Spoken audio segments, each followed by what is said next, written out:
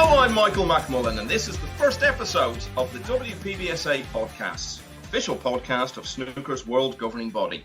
In each episode, we're going to go back to a moment in time from the game's history, and today it's the 2001 Masters, not just reflecting on the event itself, but also on how it fitted in with everything else going on in snooker around that time. And joining us for these reflections are two players who have particularly strong memories of that week. Shaun Murphy, who was there as an 18-year-old. Hello, Shaun. Hello. Good to have you with us. And Fergal, of course, who so nearly won it. Fergal O'Brien, thanks for joining us. Yeah, good to be here, Michael. Thank you. Let's start with you then, Fergal. Obviously, we'll talk in detail about your campaign, that memorable week in 2001. But overall, in a sentence or two, what comes into your head in terms of memories when people mention the 2001 Masters? Well, gutted was the first reaction. Obviously, I only recently just seen the footage after, and you can see just when they're getting ready, the presentation ready, I have this lost, haunted look in the distance. I don't know where I am, but it's not a good place. So obviously I was gutted, but as I always say, any disappointment I had, or even emotion when Paul died, I basically in sense of don't really think of it at all. And as I always say, it was the right.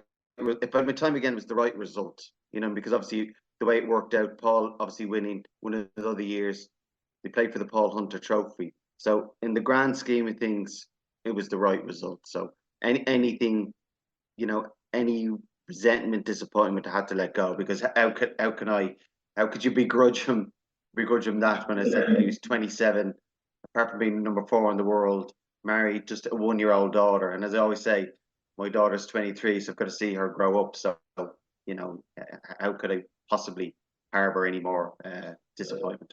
Yeah, and of course, we'll talk about that memorable final and the other matches you played. But Shaun, what about you? It was all very different for you, also exciting, 18 years of age. I seem to remember you turned up with bleached hair at the time. So what was it like for you that week? Yeah, incredible, really. I mean, apart from the bleached hair, I think we all had an Eminem phase, didn't we? I mean, Fergal, you must have had an Eminem phase in your life at some stage. No? One day I think I went out without combing my hair. That was about extravagant as I got. Fair enough. Yeah. So the Eminem phase aside, it was obviously my first dip, into an event of that stature. I'd never played in an arena like the Conference Centre. The standout memory for me was just that, the tables seemed so alien, from what I'd played on before in qualifiers, the Benson and Hedges Championship, which had got me there in the first place. The tables were just completely alien, and felt like a complete fish out of water, for most of the event. But an amazing experience. Very proud to have played at the Conference Centre. It was great to look back on. Okay, well, of course, I'm Eminem, so I've had that phase going all through my entire life.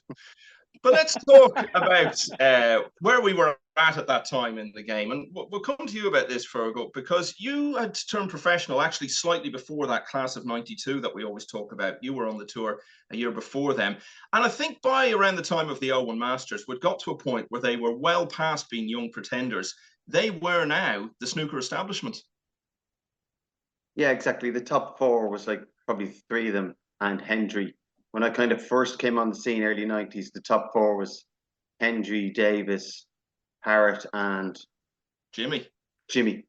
And that had kind of passed. This is obviously Hendry was still there. O'Sullivan, Williams, and Higgins, they were still there. They were, as we turned out, they still had more to do, but they were at the top 4. I remember at the time that was their 4 matches, which seemed to be, on the likes of the BBC, they're nearly on a row, so they were always the main matches. So that top 4 was becoming a big thing. We talked there, Shaun, about the class of 92, and Higgins and Williams had both been world champion by then. But of course, we're talking early 2001, and Ronnie O'Sullivan had not yet become world champion. But it was probably around that time that he was finally starting to show himself, Shaun, to be someone who could win on a consistent basis. Yeah, consistency wasn't a word you would have used with O'Sullivan around that time, I don't think. And this was obviously way before the much talked about joining of forces with Ray Reardon, and he was still very raw. Just on his given day, he could obviously wipe anyone away. And burst on the scene, of course, winning the UK Championships. And then, if you plot his, career path from there to winning the world title eventually, very up and down. Didn't look a certainty for a long time. But some of those early matches that he played at the Masters, I remember one particular match where he blitzed Nigel Bond, and he was just making breaks, running around the table, potting them off the lampshades. John Virgo in commentary, eulogizing about it. It was just an incredible performance, and he seemed to go from becoming from a kind of a. I mean this in the way, I mean this in a positive way. He went from almost an exhibition style player to a very, very serious force in the game very, very quickly. And it was around, the turn of the millennium, around that 2001, 2002 period. And yeah, obviously, he's gone on to have a fairly decent career.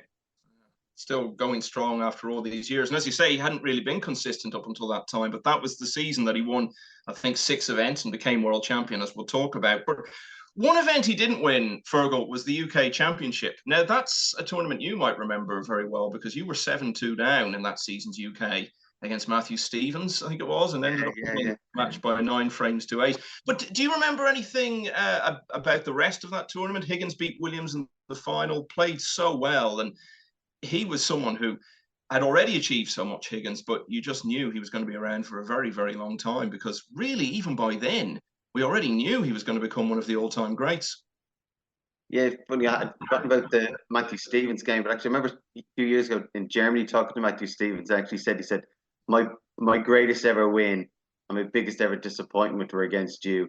Obviously that time, 7-2 up, and I beat him 9-8. And then he beat me in, I can't remember what year, maybe 11 or 12 in the World Championships qualifier. Yes. I was 60 ahead, and he made a great break and tended to win. So I wouldn't have known Matthew particularly or overly close. Always got on, it wasn't overly close, but there was that kind of relationship. I said his best and worst matches were against me. Yeah, but at that time Higgins just looked more consistent. Again, when I first in the early 90s, I was over in Scotland playing in the club in Stirling with John Higgins at the start. He was there as well. I remember seeing him at like 16 or so, and he was deadly. He knew what was coming, the full all-round game. Basically, I think because he was practicing with Hendry and McManus, so he had all the break building and mentality from Hendry, and he had all the tactical knowledge, professionalism, discipline from Alan. So it was like a perfect combination. And obviously kept that through. He always looked like he was more going to have a longer, more sustained maybe career, whereas Ronnie was at that time, mid-90s, went missing a little piece and was very ragged in himself and in his game. And was only really, not even so much, Shaun made a good point, when he won the Worlds in 2001, but I really started thinking of Ronnie as the greatest from 04 onwards. By that time, he'd kind of changed his cue action. His cue action was a lot better. Like everybody raves about the 147 and 520, and it is phenomenal. But it's an awful cue action. Awful. It's just like literally like a pool player. Now it takes some amount of talent, but as he said himself, he wasn't winning any world titles with that cue action ever. So he had to kind of break it down, much more kind of methodical. Obviously he's still very fluent. And then when he had that better cue action, more control he had. And then the tactical knowledge with Ray. So really from 04, he started to really become, obviously he was world champion, world number one, but it was from then he really became, that's when you're really seeing the greatness that he was just then kind of separated himself. And Shaun, just something Fergal alluded to there. If you'd said to people at that time, you've got Higgins, you've got O'Sullivan, they'd been compared since they were kids before they were even on the tour. If you'd asked someone at that time, which of these guys is going to have the better career in the long run, it would have been very hard to find anyone who would have said O'Sullivan. Yeah, and I don't think that's unfair. I think that's, that's looking back. We don't want to look back through rose-tinted spectacles at all. I think that's very fair. John Higgins was, in a different sphere at the time. He was looking at a completely different package. You could never question O'Sullivan's talent, the raw, natural talent that was obviously there. You couldn't question that. But could he harness it? Could he polish the diamond? He was a very rough diamond at the time. And could he polish those edges and harness that natural talent that was obviously there for everyone to see. But, he did blow very hot and cold. But he just seemed to become a different person. When he did finally win that championship, it was as if he became better when he realised how good he was himself. And of course, he's gone on to become the greatest of all time.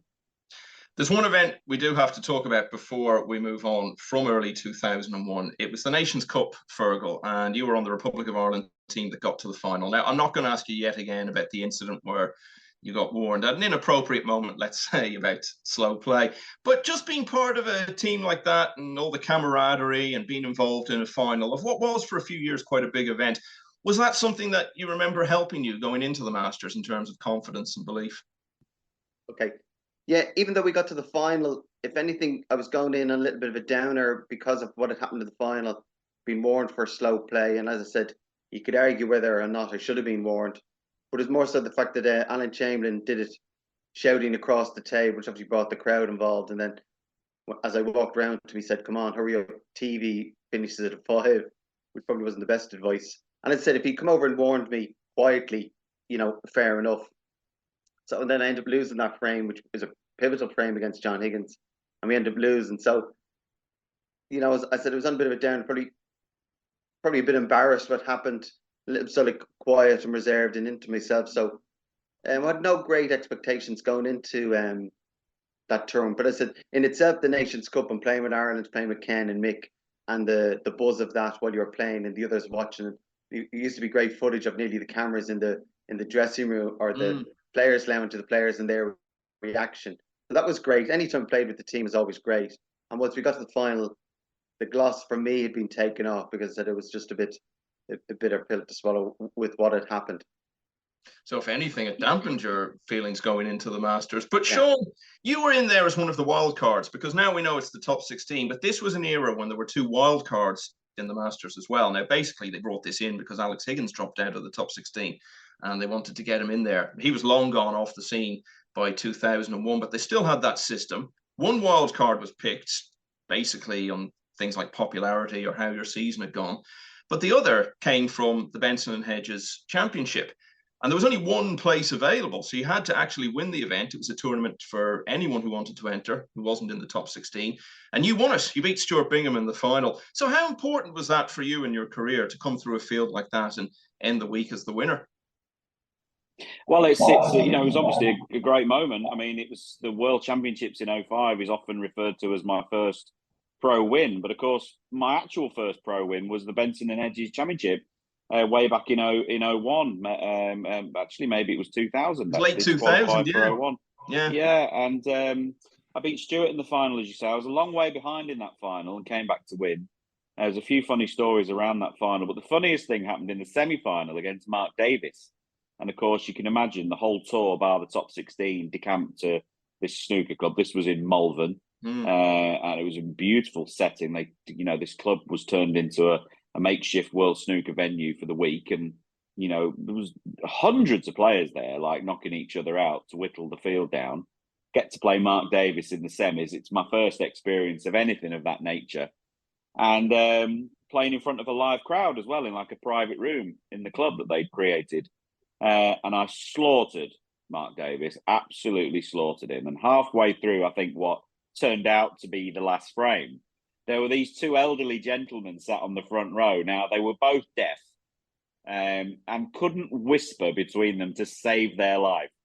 And I potted a crazy long red, which had already, I suppose, started to become a bit of a hallmark of my game. And I think I was leading 5-1 at the time or something like that. And this old fella nudged his mate next to him. He went, "Here, Fred." He said, "This is just unfair." He said, "He's much better than the other guy." Wow. It was really uncomfortable, because it was a really small, close-knit room. Very uncomfortable, but great memories. Obviously, had no idea what to expect. I'd been to the conference centre a couple of times as a young child. I've talked openly over the years about my first trip to the Crucible, chasing Steve Davis up the famous street there outside stage door. No such stories from my first few trips to the Masters, except I remember saying to my friend John, who took me as a 12, 13-year-old boy, I remember saying to him, do you think I'll ever get to play here? Do you think that dream will ever come true? And a few years later, it did. Well, I'm going to remind you of one thing that happened that week, Shaun, something you said after the match. And I'm not saying this to embarrass you at all, because I know you speak openly about how you cringe at some of the things you used to say. It's not too bad anyway, but I think it was after the first match against Marco Fu, you said, at the age of 8, I told my dad that I wanted to be the best player in the world. And the last 10 years have been spent preparing for today. It was a big thing to say as an 18-year-old, but yes, as you've said, maybe you were a bit too outspoken in those days, but it shows that you never lacked confidence, you never lacked belief, and you certainly never lacked ambition. Well, I was certainly good at pretending that I had a lot of belief and a lot of self-confidence. That's what I was very good at. If they were giving out BAFTAs, they might have given one to me around that time because, whilst to the rest of the world, I might have shown this very confident, gobby, mouthy teenager. I was actually quite insecure and quite nervous and quite, actually quite an introvert. And I know those two things don't go together. And I know what a mix that does sound like. But it was a good act. And I think sometimes I over-egged the pudding, trying to convince everyone else that I actually was this blustering, confident young man who believed he could take on the world. In fact, that wasn't true. And I was under pressure from certain people in my life. I was cajoled into saying things I didn't want to, it was a tough period, and it's a period I look back on, slightly embarrassed when comments like that are repeated. But that ultimately was my story, and whilst I'm embarrassed about it, part of it was true. We'd worked very, very hard as a family and as a team. If it's not too, silly to use a word like that, we put a lot into it. And I'm sure Fergal would echo that, in terms of your journey as a professional sports person. It's not just your it's not just your effort. There's a lot of other people who put effort into it as well. And that moment of reward getting to play at the Masters in 2001 as a wild card was a big moment. And of course, it served to whet the appetite to try and get there again. And it was Stephen Hendry who knocked you out then in the next round. But what a match it was for you, because you were 4-1 up, Shaun. Now, let's look at that in terms of all the realities of it. You were 18 years of age with your bleached hair, as we said. You were playing Stephen Hendry, who had still been the reigning world champion less than a year earlier. And of course, he owned the Wembley Conference Centre in those days. He had won the tournament 6 times already. And you were 4-1 up against him. What thoughts are going through your head at a moment like that? Well, I just want to make a point about the bleached hair, and this is the last comment I'll make about it. I think as an 18-year-old, I think as an 18-year-old, that's the only time you can get away with bleaching your hair. Neil Robertson, if you are listening to this podcast, stop it, leave it. No, but in all seriousness, being sat there, I beat Marco Fu in the wildcard match in the prelim the day before. And I remember vividly having an out-of-body experience, sat in my chair opposite Stephen Hendry at 4 frames to 1 ahead. And Stephen had an army of fans at the time. And one of them was a pretty devout fan, and he was sat behind him in the front row, screaming abuse at Stephen. Pull your act together, get your head out in the game and all this. Stephen sat there with his head in his hands. And I remember looking at the small, tiny scoreboard that was embedded in the set that you could only see from our seated position. And it said, Shaun Murphy, who the hell's he, 4. Stephen Hendry, God, 1. From that moment, I scored a total of 15 points. And I completely fell apart. Yeah. I couldn't do it. I couldn't bring myself to do it. The fluency that I'd shown to win the championship, to qualify for the tournament. Then I had 2 centuries, played really well against Marco Fu in the prelim. I just couldn't bring myself to beat Stephen. I couldn't do it. I completely bottled it. Spot on with your memory. It was exactly 15 points in those next 5 frames, all of which Stephen won. But let's come back to you, Fergal. I want to talk to you about Jimmy White and Ronnie O'Sullivan, because they actually played each other. Jimmy had come through that wildcard round. He'd beaten Joe Swale quite comfortably to get there. He played O'Sullivan and beat him. And it was the first sellout we'd actually had at the Conference Centre outside of the final since 1983. There has never been anything, and never will be anything, Fergal, quite like Jimmy against Ronnie playing each other at the Masters. And it wasn't the only time we saw it. Yeah, exactly. Particularly pair of them very popular, but also them playing obviously in London just seemed to add it to it as well. Yeah, very noisy. And probably you had to probably go back to, apart from those, to maybe the Alex Higgins days. And the same again, I would have seen it younger when I was in Goffs as well in Ireland. Mm-hmm. There's just a different atmosphere, different feel. When probably any one of those playing, but particularly then if they're playing each other, you just didn't know. No, there was just a level of expectancy and excitement that there wasn't with any other player. And Shaun, let's talk then about Jimmy's next match with you, because he then played Stephen Hendry in the quarterfinals and pushed him hard. And that was completely different because, as Fergal said there, Jimmy and Ronnie both so popular in London. But if you were an outsider playing against one of those at the Wembley Conference Centre, it was so tough. And it actually affected Hendry a couple of times towards the end of that match. That really was a whole extra layer of challenge, trying to play one of those guys at Wembley. Yeah, it was a challenge that, I didn't really have, certainly against your Jimmys and O'Sullivans and people like that. I think even Davis, didn't he say that playing Higgins at Wembley, it was like an away tie? Yeah. It's Davis from Essex, from the London area. He's playing Higgins on his home patch, and he's second favourite. It's incredible, isn't it? But it's not something I ever experienced. I think I might have attended the Conference Centre as a boy, in one of the times that Jimmy played. And it was just, the crowd could be vicious. But I think Stephen, I wouldn't want to put words into his mouth, but hasn't Stephen gone on to say in his later years that he used to use that as motivation?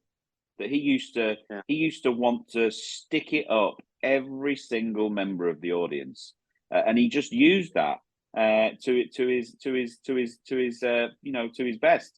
That particular match, he went on to win 6-4, which I suppose would have been one of their closer games, around that period of time. But, I don't think Stephen needed anyone to write his, interval dressing room motivational speech. But if he did, I think the crowd at the Conference Centre probably wrote several of them for him. What do they do? You want to, never kick the hornet's nest.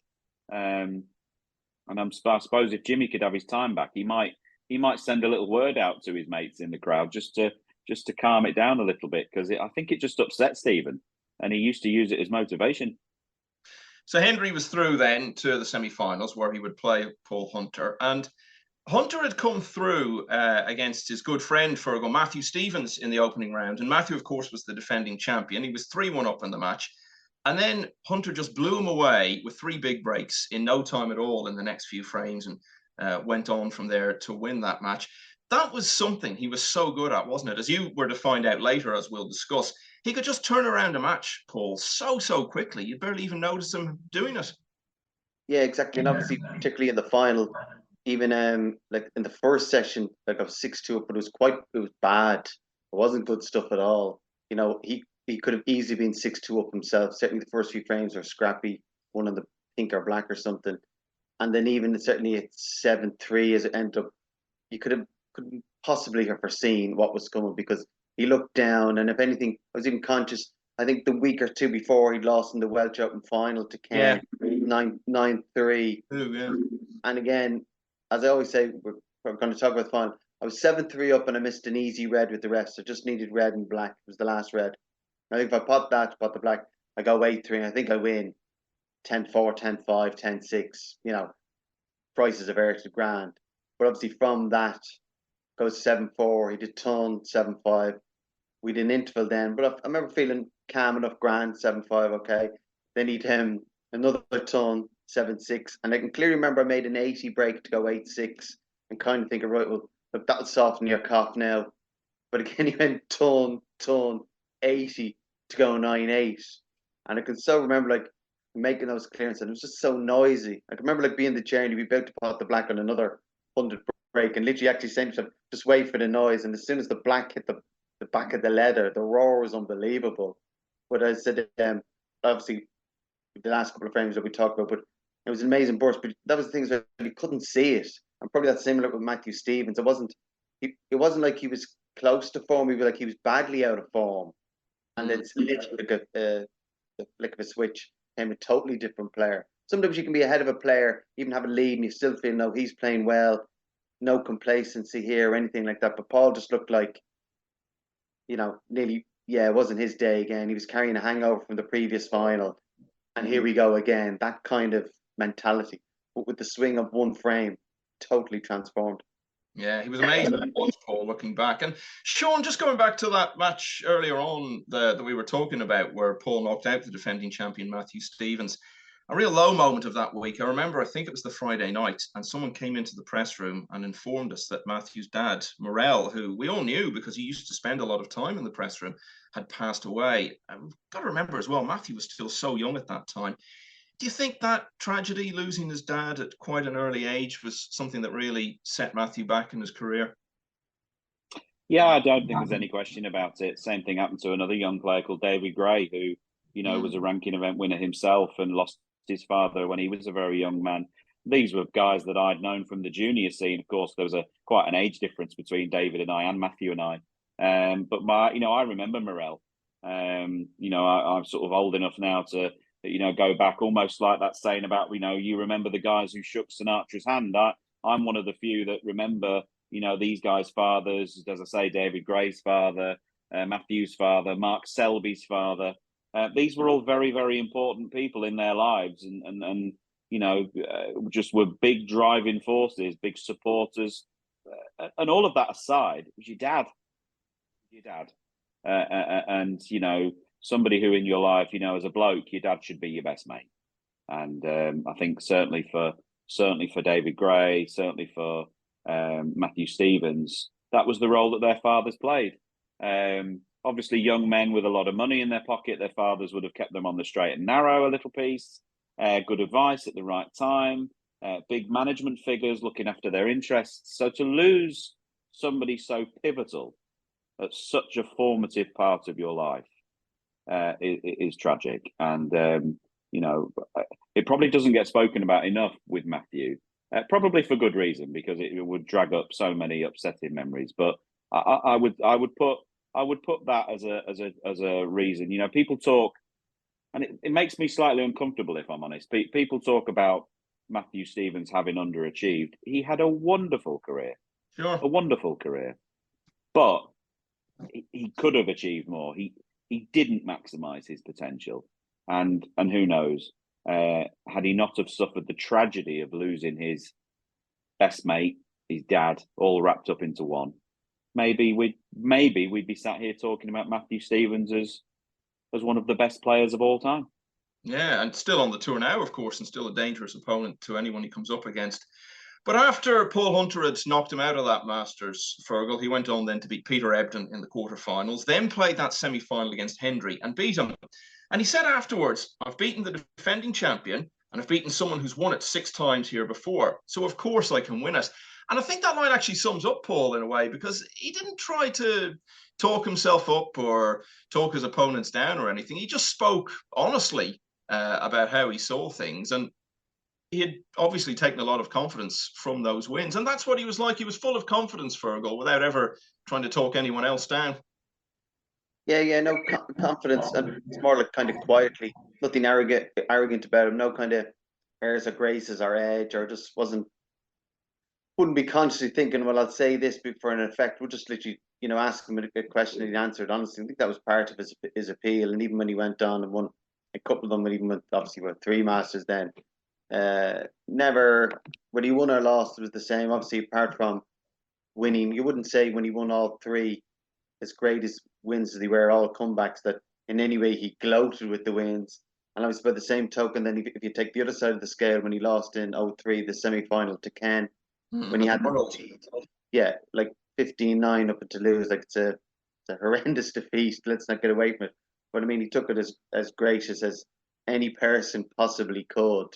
And I think that was part of his, I suppose it was a strength, but also part of his appeal, that there was no great, win or lose, he'd be off out and he'd still be the same guy, you know what I mean? Apart from the actual enjoying watching him play, because obviously he had a nice style, And let's stay with you, Fergal, because we have to talk about your campaign. And in the first round, you played Mark Williams. Now, you'd played at the Conference Centre the year before, gone out in the first round. So this was the first match you'd ever won there.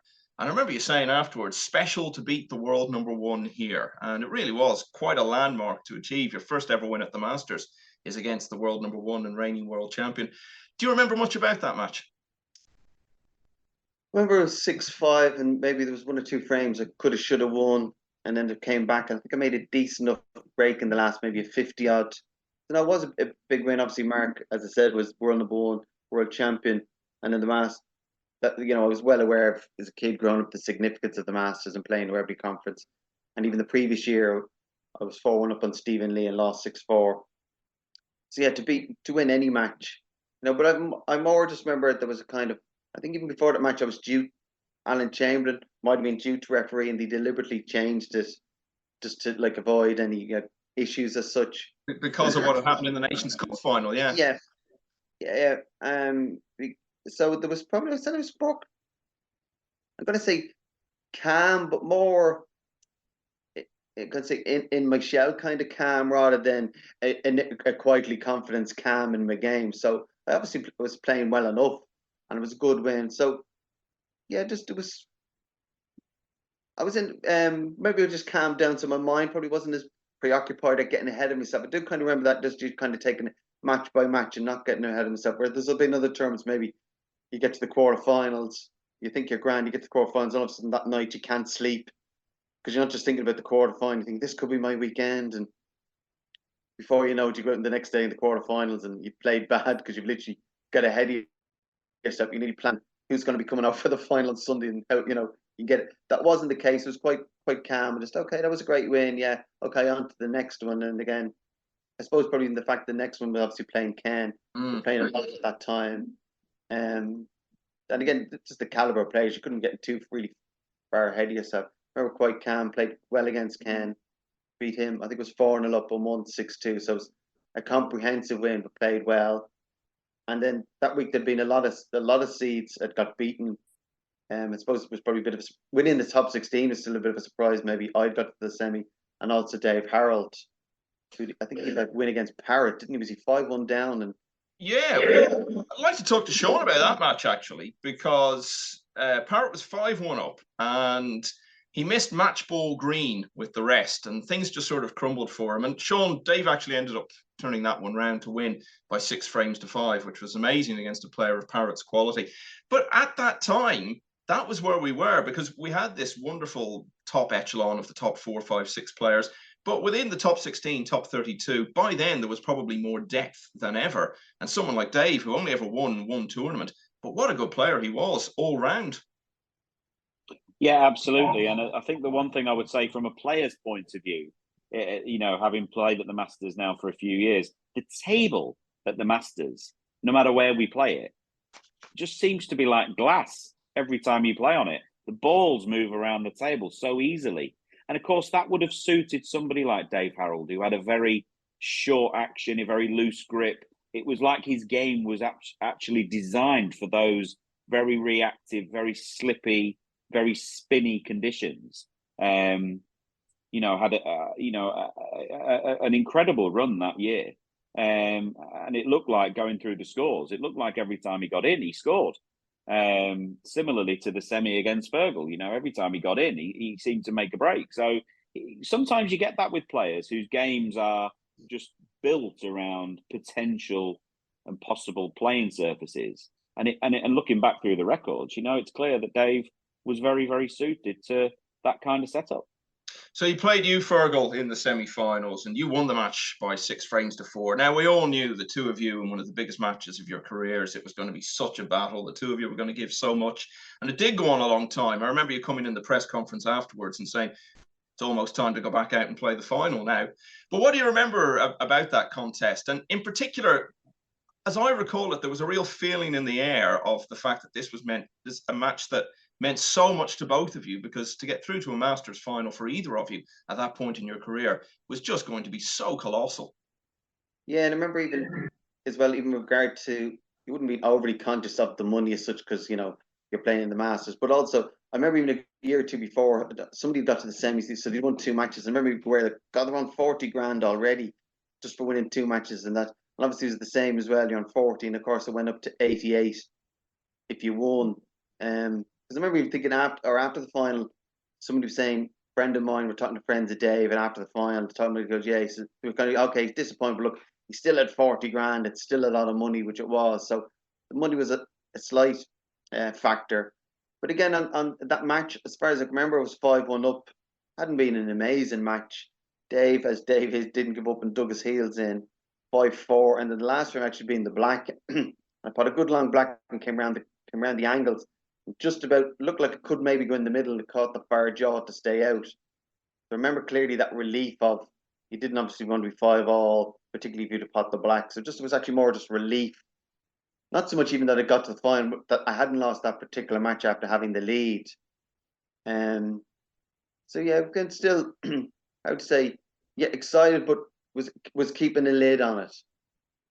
So we're now in that final. You're playing Paul Hunter the next day. And Shaun, in many respects, that final was a bit like your world final that was to come a few years later against Matthew Stevens, who we were talking about, because whoever won, it was going to be a breakthrough moment. It wasn't like one of you was trying to win it for the second time. And it was very similar, that Masters final between Fergal and Paul. This was going to be a huge, huge day in someone's career. Your memory of matches from the past is remarkable. Can you remember much about the day and the feeling going into it? Well, it was a very special moment because it was the first final I'd attended back in the days of Benson and Hedges and Gallagher's, who were their promotional company. All the competitors were invited to the final.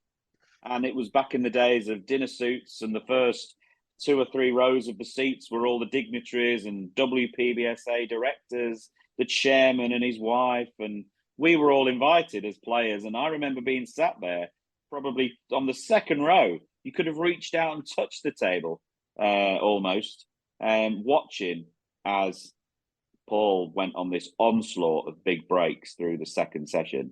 And that was my first real taste of that atmosphere. Fergal earlier said that the raw noise that the crowd made as Paul mounted this comeback, it was honestly, it would make the hairs on the back of your neck stand up.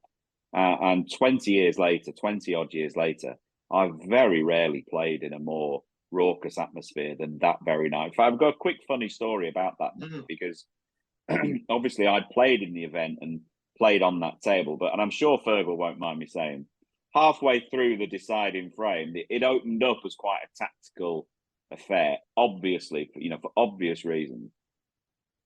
Fergal was assessing this one particular shot, and some bloke shouted out from the back row in the conference centre,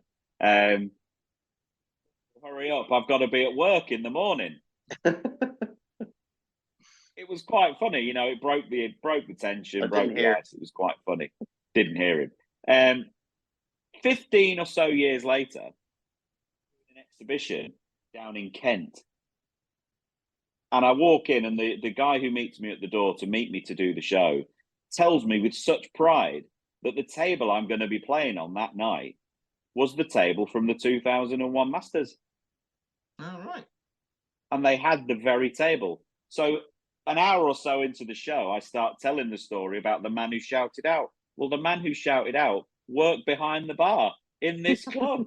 So they had the shouter and the table. It was like a complete homage to the Masters. But sitting there, being there, experiencing that environment for the first time, was just, well, it was magic, and it was an incredible experience. For the neutral, it was amazing to be there.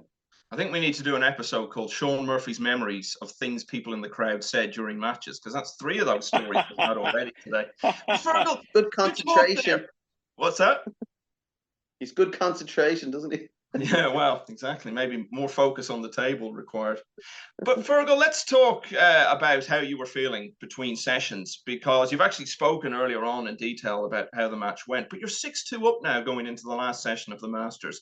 Can you remember much about how you felt at that time? Yeah, it was again still quite calm. And again, of course, in relation, we're probably going to talk about Paul's plan B, and how he spent his mid-session. But of course, typical me, obviously, Jean was over for the final.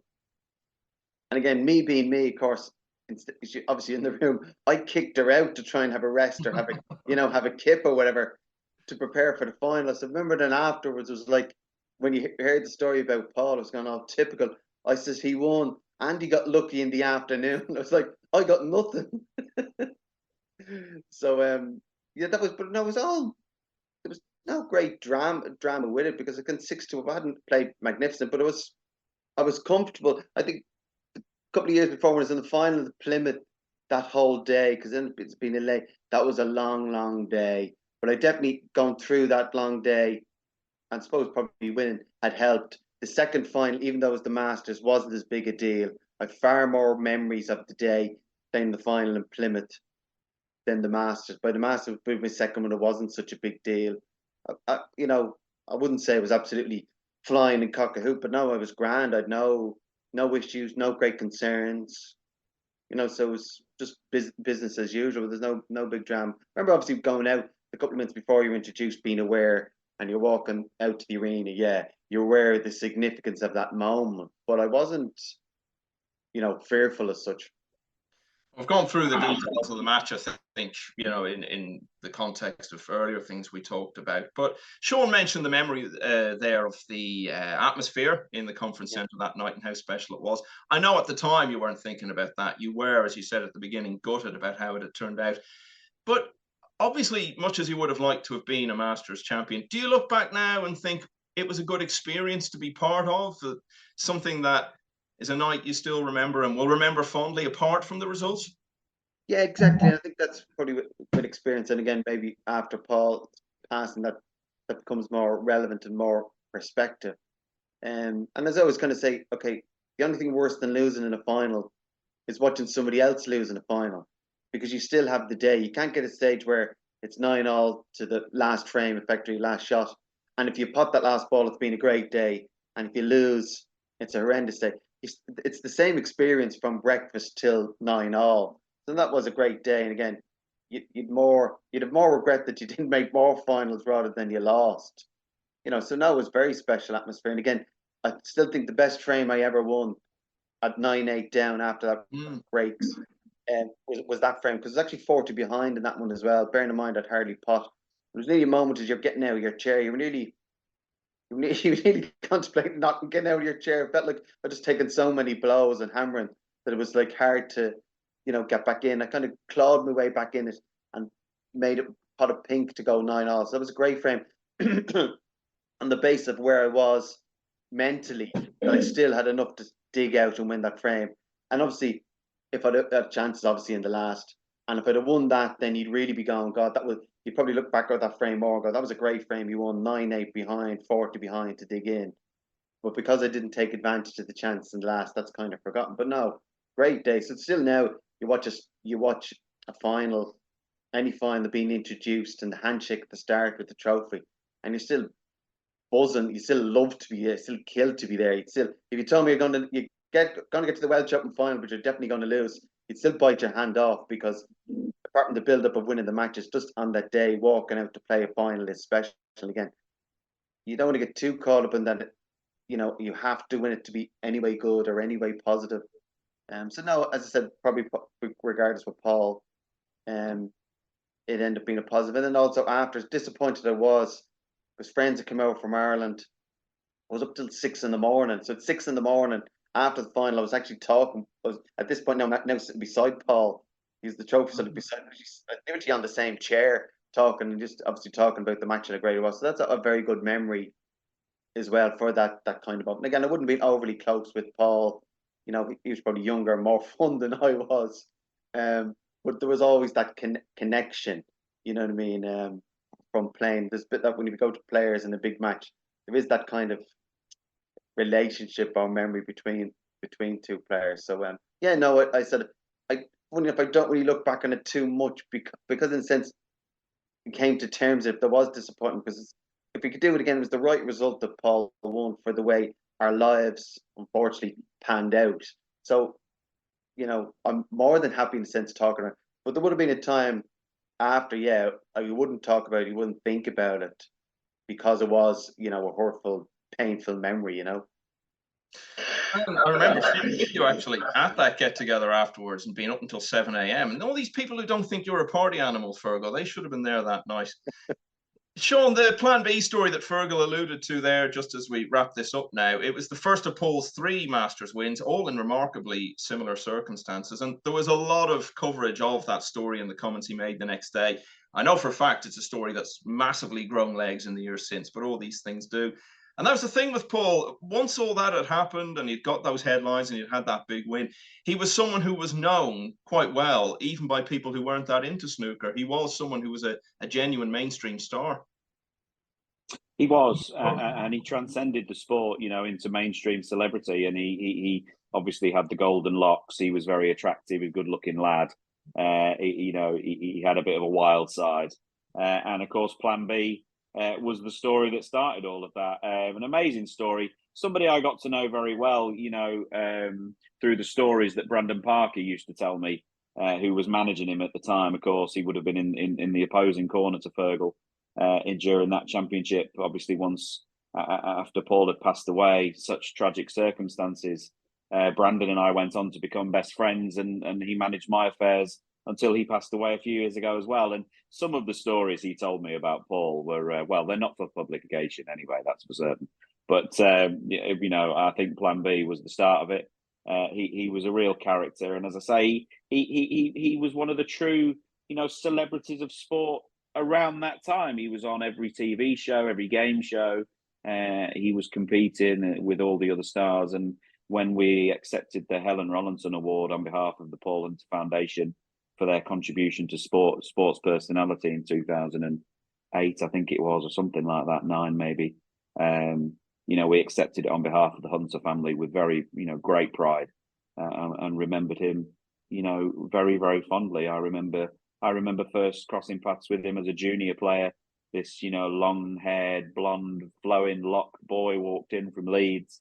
We were just kids, like 8, 9, 10 years of age, looking up to this lad who was going to turn pro. And he was just special. He was just, he just, whatever it is, whatever that X factor is, he had it. Those things you can't teach. He was just different. And it takes a very special player to come out on that particular night. We talked about it now, the final, 6-2 behind. He had 4 tons that night, and he rode the wave. It takes a very special player to do something like that. And he was special on and off the table. Fergal, a final thought from you, because we all know whenever the Masters finishes, all our thoughts turn to Sheffield and the World Championship, and every season finishes there. And that was the season which finished with, as we said earlier, Ronnie O'Sullivan becoming world champion for the first time. Very often when a player wins their first world title, it feels like the end of something, that they've completed their mission and become a world champion. But much like when Stephen Hendry had won it for the first time in 1990, I think, Fergal, when Ronnie won it in 2001, we felt this was just the beginning. And it's turned out to be that way. Yeah, because obviously, particularly when he went to the UK so young, it was just presumed he'd be the youngest ever. That never materialised. So by 2001, it was like, doubts, maybe he mightn't do it because it's still quite erratic. But once he won that, and hindsight has proved for himself the difference in that the monkey was off his back, at least he'd won 1. So now he can really probably, with that out of the way, concentrate on effectively improving, which he did. And I said, in different stages, he improved his cue, changed his cue action.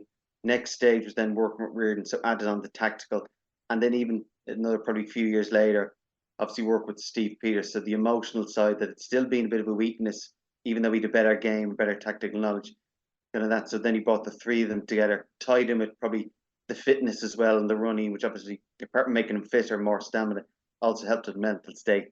And then, it was that amalgamation, that long journey, that he became, the greatest ever.